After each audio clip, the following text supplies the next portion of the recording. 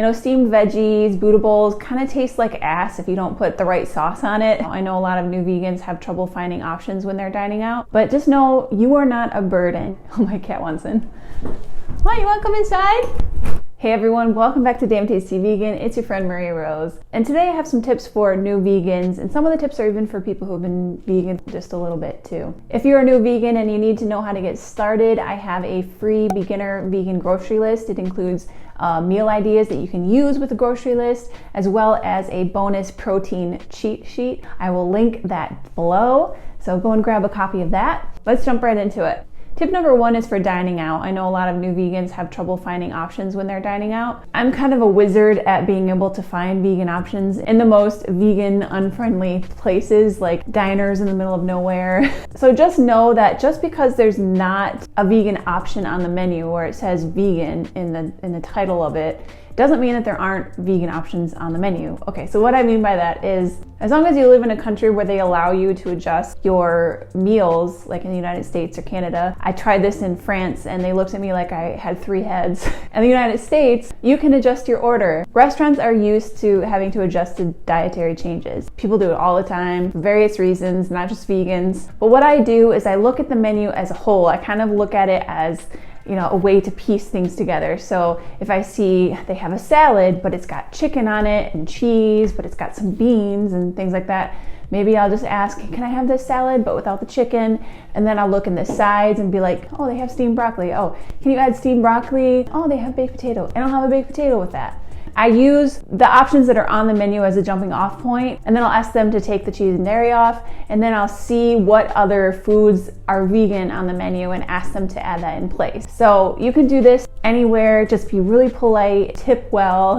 And I know a lot of people feel uncomfortable doing this. A way that I like to get over that is just to focus on the victims. I focus on the animals and the suffering that they have to go through, instead of my temporary discomfort of asking for a certain thing on the menu. Editing Maria here. So I only order like this when I find myself in places or restaurants that like don't tout themselves as like a vegan friendly restaurant. The first thing I usually do when I'm eating out is to find, you know, a vegan friendly restaurant. Then you don't have to like alter the menu as much. What I suggest is to get the Happy Cow app. It's an app that shows you all vegan and vegetarian friendly restaurants in an area, and it shows options like for all over the world. Or you can use Yelp or also TripAdvisor. You just go into the filter section and you filter like vegan friendly or vegetarian friendly, because if a restaurant's vegetarian friendly, it's pretty easy to make it vegan. My second tip, jumping off of that point, is you are not a burden. Now I know when you first go vegan, you feel like you constantly have to ask people to adjust things. You know, you have to let people know like, oh, I'm sorry, I don't eat dairy anymore. But just know you are not a burden. You are making an ethical standpoint against violence and exploitation of animals, and that's an amazing thing to be a part of. You know, if you're polite about it and you offer to bring food, you know, you offer to share recipes if someone doesn't know what to make for you, it's not a big deal. People get used to it. So just know that you're not a burden. You are helping out the planet, you are helping save animals, and that's an amazing thing to be a part of. So focus on that. My next tip is a quick, easy way to read the ingredients lists. So the laws are that you have to put allergen ingredients in bold at the bottom of the ingredients list. So they have to put in bold if something contains wheat, soy, eggs, dairy, peanuts, and tree nuts. Also fish. So if you get overwhelmed with looking over all the ingredients, just look at the bottom, and that's a good, easy way to get started reading ingredients.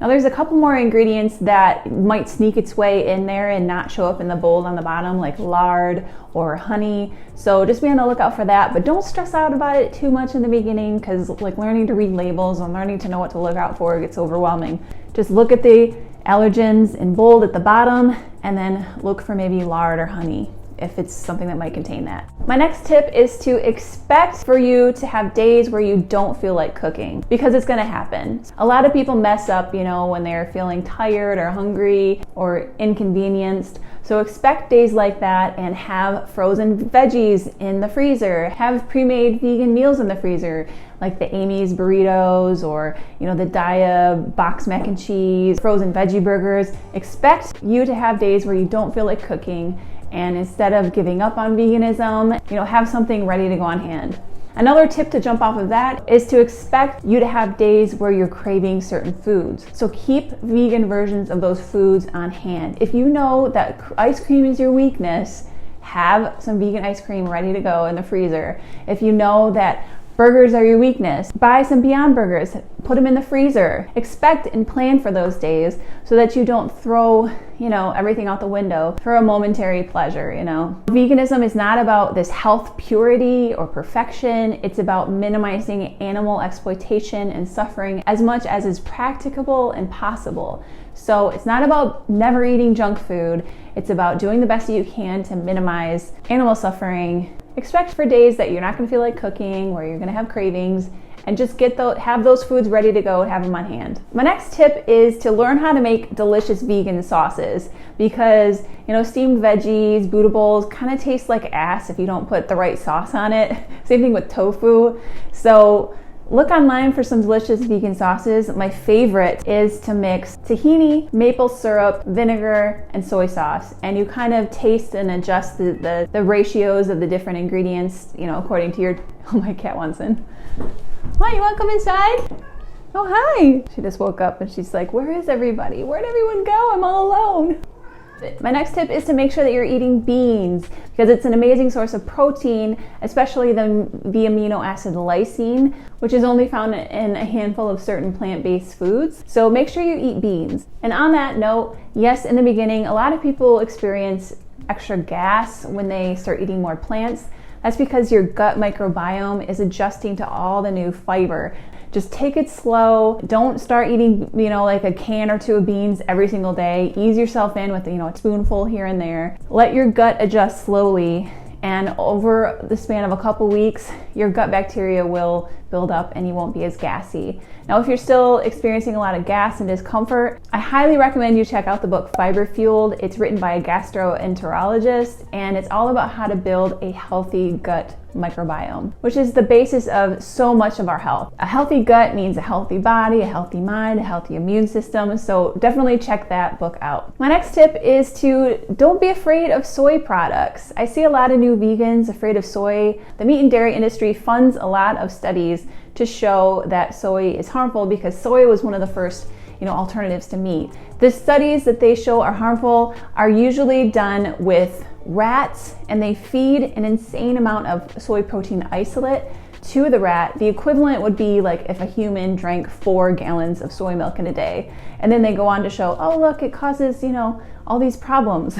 But in reality, soy is just another bean. It's full of minerals, vitamins, it's a complete protein. Don't be unnecessarily afraid of soy, unless you have a soy allergy. Normal amounts of soy in your diet are good for you, and I'll link those studies and sources below. Another tip is don't be afraid of carbs. I see a lot of people coming from, the Atkins, keto, those fad diets. Cutting out carbs is a cheap, quick way to lose a bunch of weight, but it never lasts. People always regain the weight, and then they always regain extra weight on top of that. Just eat a balanced plant-based diet, and really good examples of that are from Dr. Michael Greger in the book How Not to Die and How Not to Diet. Just, eat a variety of plant foods, eat junk food here and there when you need to. Just be balanced about it. So don't be afraid of carbs. When I talk about carbs, I'm talking about like the whole unprocessed carbs, potatoes and veggies and beans and grains and whole grains and things like that. Whole plant food sources of carbs are so good for us. Glycose is our body's preferred fuel source, and our brain needs that glycogen. It needs those, good sources of carbs. All of the organs in our body, our brain uses up the most glycogen. So it's important to get those carbs in, to feed the brain, to feed the cells in the body. Don't be afraid of them. Eat healthy whole food sources of carbs. Editing Maria back. There's a big point that I forgot to say that I think is very important. It's important to educate yourself while you're going vegan, but it's also important to keep educating yourself as you're vegan. So 2, 3, 5 years down the road, it's important to keep watching those documentaries, to keep reading books, to stay connected to the vegan community.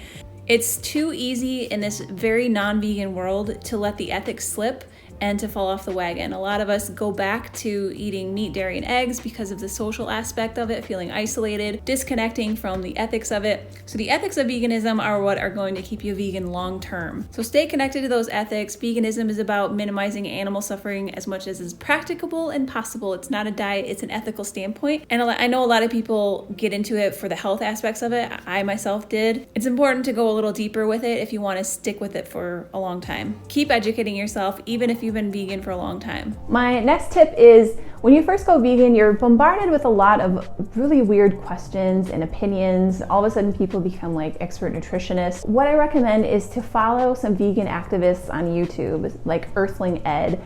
Go on YouTube and watch videos of him speaking to everyday people on the street. You'll learn responses to those bizarre questions, because a lot of people have the same opinions and the same weird ass questions. So if you learn how to respond to those things, it starts to feel less overwhelming. I love Earthling Ed because he's just so chill and calm, and he's just so rational. And my last tip is to make sure that you're taking a B12 supplement. All of the nutritionists say that if you get on a plant-based diet, one thing you absolutely need to be supplementing is B12, or eat B12 fortified foods. Read up on it a little bit, don't take my word for it. Go and find some plant-based doctors. I'll link some of my favorite below. Look at what they're saying to do. So they all agree that you should be taking a B12 supplement. Now, that's not to say it's only vegans that are at risk of deficiencies, because every single diet is at risk of certain deficiencies. It's not just a vegan thing. Just remember that B12 is a bacteria that's found in soil.